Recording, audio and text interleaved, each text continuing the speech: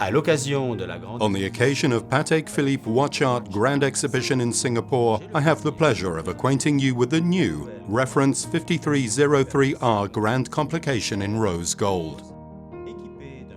For the first time, its new manually wound caliber with a minute repeater and a tourbillon presents the gong hammers on the dial side, which also exposes the entire repeater mechanism. The R20 27 PS movement was converted to accommodate the gongs on the dial side. The plates with the minute repeater components was rose gold plated to enhance the contrast against the steel parts. For the time display, we have the hour and minute hands from the center, and at 6 o'clock, the second hand coaxially with the tourbillon. The crown has two positions, one for winding, the second one for hand setting. The slide for activating the minute repeater is at 9 o'clock. It strikes the time shown on the dial. The inspirations for this watch originate from the reference 5104P, a self-winding minute repeater with a perpetual calendar launched in 2007, as well as the 2014 reference 5304 in rose gold like our 5303.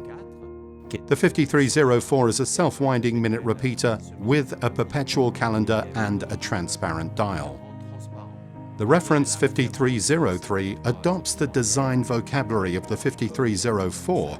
Its dial is transparent, and the hour circle with white stars on a red background echoes the colors of Singapore's flag. The special facets of the case are manually skeletonized white gold accents soldered to the case band and the lugs. They contrast beautifully against the rose gold case.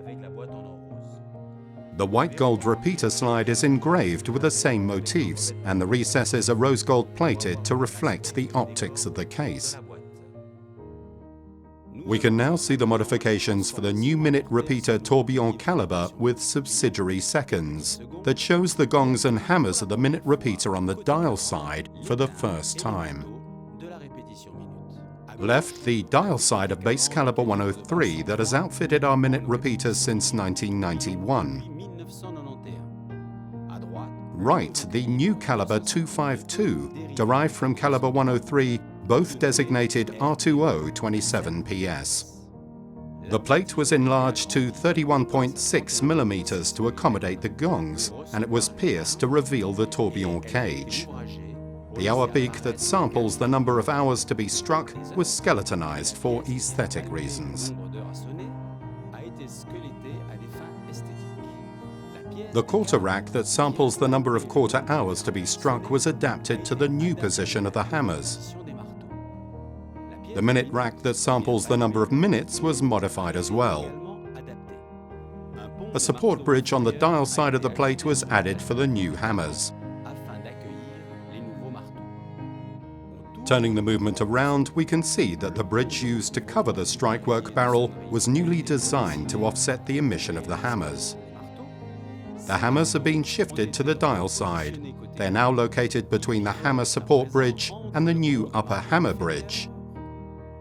Back to the movement, the two gongs that were originally located on the bridge side were shifted to the dial side and received a new boss that is attached directly to the case band.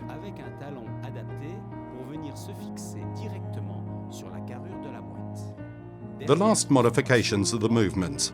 The hour wheel was generously skeletonized to expose the minute snail with its 14 steps that control the striking of the minutes.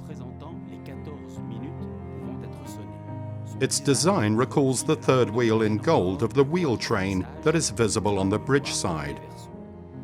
A transparent white-painted sapphire crystal dial allows the indication of the seconds and reveals the tourbillon cage. To enhance the view of the movement from the other side, it is endowed with a skeletonized white gold wreath. To expose as much of the minute repeater as possible, the dial was enlarged to the maximum extent and now shows only the hour circle with the colors of the Singapore flag.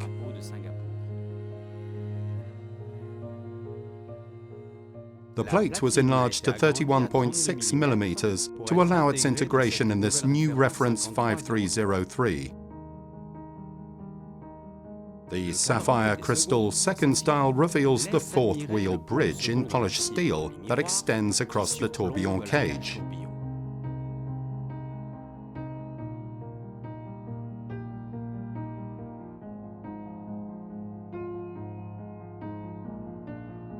When the minute repeater slide is actuated, the hour beak drops on its snail and samples the number of hours to be struck. In our case, 12 low-pitched tones for 12 full hours. The all-or-nothing piece releases the strike work wheels. The parts start moving and with low-pitched tones strike the number of hours defined by the hour snail.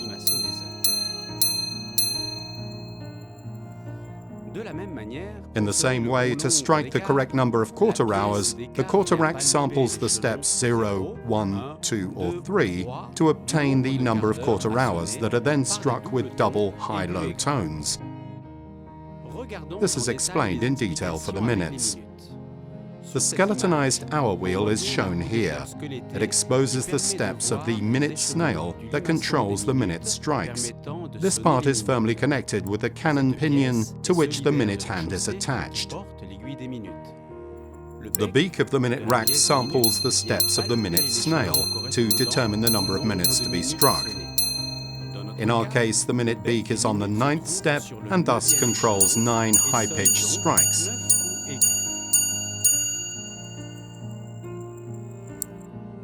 If we have a closer look at the design of the hammers, we can see that they are flattened at the ends so that they can move freely beneath the hands to strike the gongs.